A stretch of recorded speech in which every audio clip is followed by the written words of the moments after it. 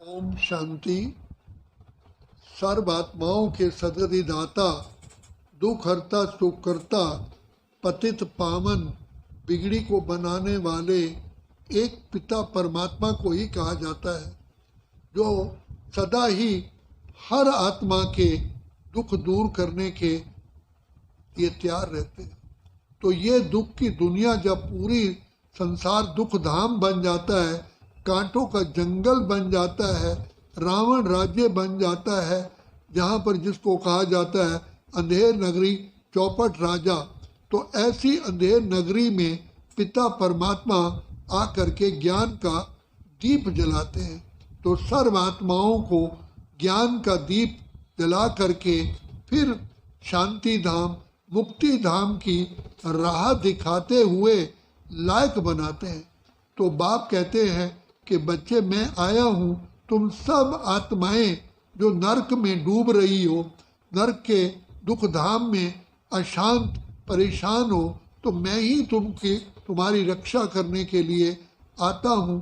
तो सबसे पहले तुम आत्माओं की रक्षा इन 5 विकारों 5 चोरों से करता हूँ। यही आत्मा को दुखी अशांत और कौड़ी तुल्य बना देते हैं। तो बाप ने आकर के हमें अपनी सही पहचान दी कि बच्चे सोचो तुम किसकी संतान हो, तुम्हारा पिता कौन है। तो बाप स्वयं अपनी पहचान देकर कहते हैं, बच्चे तुम मुझ पिता परमात्मा की संतान हो। तो शेर का बच्चा शेर होता है, हाथी की संतान हाथी होती है। बच्चे तुम सोचो किसकी संतान हो। तो तुम इतने ऊंच बाप की संतान जब इस सृष्टि पर खेल खेलने आए थे, तुम भी ऊंच से नर नारायण था, नारी लक्ष्मी थी, तभी तो आज घर की नारी को गृह लक्ष्मी कहते हैं। तो बाबा बार बार हम पर ज्ञान का अमृत डालते हैं, हम आत्माओं को जागृति दिलाते हैं। जाग सजनिया जाग, नवयुग आया। बच्चे, ये नई दुनिया आ रही है, कलयुग जा रहा है और इसका विनाश के लिए पूरी की पूरी तैयारियां हो चुकी हैं। महाविनाश सामने दिखाई दे रहा है।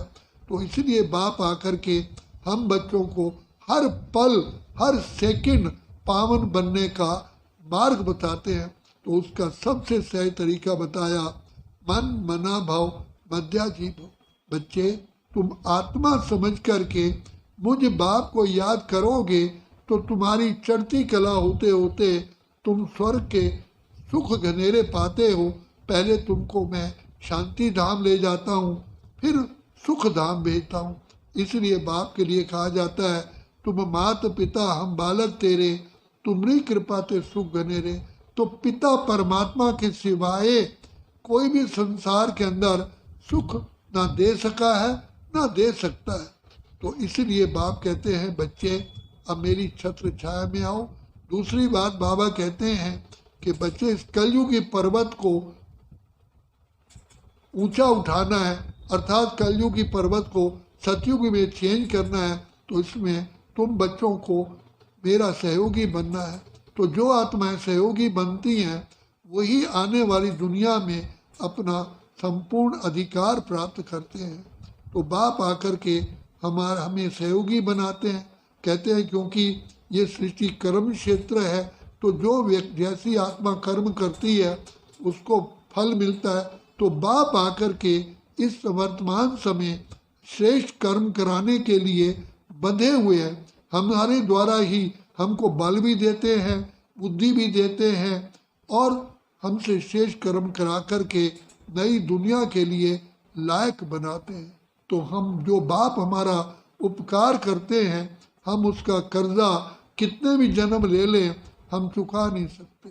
तो बाप ज्ञान के सागर, प्रेम के सागर, सुख के सागर, आनंद के सागर, शांति के सागर, पवित्रता के सागर, इन गुणों में हम बच्चों को लहराते हैं और सुख स्वरूप बना करके, शांत स्वरूप, प्रेम स्वरूप, आनंद स्वरूप बना करके हमको आने वाली दुनिया के लिए लायक बनाते हैं और अभी बना रहे हैं।